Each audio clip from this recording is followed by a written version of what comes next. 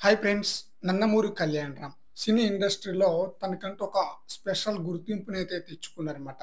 Different స్టోరీలతో డిఫరెంట్‌గా audience ముందుకి రావడానికి తనెంతో కష్టపడుతుంటారనమాట. ఈ తరుణంలో తను నటించిన లేటెస్ట్ చిత్రం 'అర్జున్ సన్ ఆఫ్ వైజయంతి'. ఈ చిత్రంలో కళ్యాణ్ రామ్ హీరోగా నటిస్తున్నారు. విజయశాంతి కళ్యాణ్ రామ్‌కి తల్లి పాత్రలో చాలా పవర్‌ఫుల్ పాత్రలో నటిస్తుంది. అయితే ఈ నెల కూడా బాక్స్ ఆఫీస్ బోసిపోవాల్సిందేనా అన్న డౌట్ అయితే వచ్చేసిందనమాట. మొన్నటి వరకు అందరిలోనూ అదే సందేహం. ఎందుకంటే 'ప్రభాస్ రాజా సాబ్' మూవీ పోస్ట్‌పోన్ అయింది. అలాగే 'అనుష్క' 'ఊటీ' మూవీ కూడా పోస్ట్‌పోన్ అయింది. వస్తుందనుకున్న 'విశ్వంబర' కూడా రాలేదు. దీంతో ఈ నెలలో 'జాక్' సినిమా తప్ప మరి భారీ హైప్ ఉన్న సినిమా ఇంకోటి కనిపించలేదన్నమాట. ఇప్పుడు మరో సినిమా రాకతో ఈ నెల బాక్స్ ఆఫీస్ కాస్త హీట్ ఎక్కిందని చెప్పాలి. కళ్యాణ్ రామ్ నటించిన 'Arjun son of Vyjayanthi' movie ఈ నెల 18న రిలీజ్ కాబోతుంది.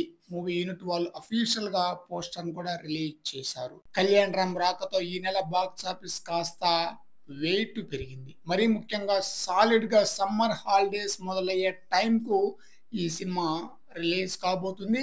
కాబట్టి సమ్మర్ హాలిడేస్ సీజన్‌లో తొలి పెద్ద సినిమా ఈ మూవీనే. ఈ మూవీకి సంబంధించిన ప్రమోషన్‌లో భాగంగా రిలీజ్ చేసిన ప్రతి ఒక్కటి కూడా ఆడియన్స్‌కి బాగా ఆకట్టుకుంది.